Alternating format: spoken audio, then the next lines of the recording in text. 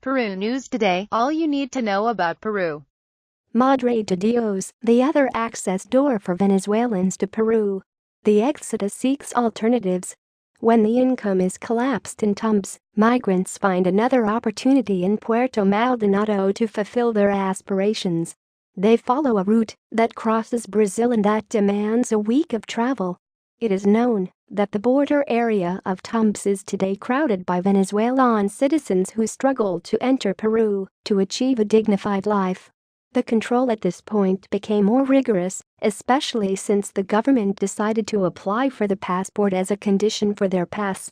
Thus, Venezuelans seek new alternatives to achieve their goal of settling in Peruvian territory, work, and be able to send money for their families. This is how Madre de Dios emerges as an alternative and has become one of them, especially in the last 3 months, in the other desired door of access to the country. Cruise route. I arrived 4 days ago. I spent $200 on transportation. There are those who do not have enough money and are staying halfway in the terminals. This situation is very difficult, says Karina Romero, a 23-year-old Venezuelan who left her country 11 days ago. The route is as follows. They leave Venezuela and the first point is the town of Boa Vista, in Brazil.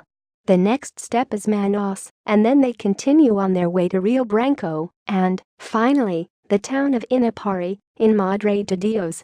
It's 7 days of travel, bus trip. Friends who are already living in Peru told us that this route was good because there is not much Venezuelan and it is easier to enter, says Karina, while waiting at the decentralized headquarters of Foreign Affairs of Puerto Maldonado for the request for refuge. Why Peru?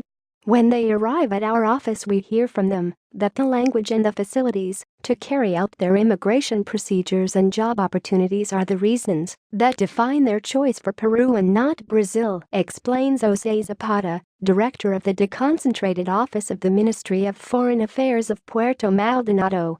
In the last 10 days, this office has processed 500 refugee applications. And it is estimated that there are already 5,000 Venezuelans living and working in this region. Karina has gotten a job in a restaurant in Puerto Maldonado, and her salary is 600 soles. The Venezuelans in Puerto Maldonado also work in the sowing and harvesting of chestnuts, and in mechanics and services. Although they do not have updated data, the regional government of Madre de Dios for now has no problem on its border due to the massive arrival of Venezuelan migration, but is ready to do so. Authorities from 12 countries see the issue of exodus. Yesterday, in Quito, a meeting between officials from 12 countries in Latin America began to find solutions to the Venezuelan exodus. The meeting will culminate today and will be attended by diplomatic representatives from Argentina, Brazil, Bolivia, Costa Rica, Colombia, Chile, Ecuador, Mexico, Panama, Paraguay, Uruguay, and Peru. And while the government of President Nicolas Maduro minimizes the effects of this migration, the United Nations has estimated that 2.3 million people, 7% of the total population of Venezuela, have left the country in the last 3 years. Most have taken refuge in Colombia, Peru, Ecuador, Brazil, and Chile.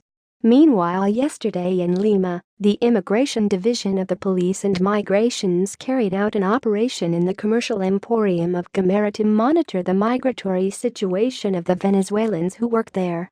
Karina Romero, Venezuelan, as soon as we arrived, we approached migrations because we want to work legally.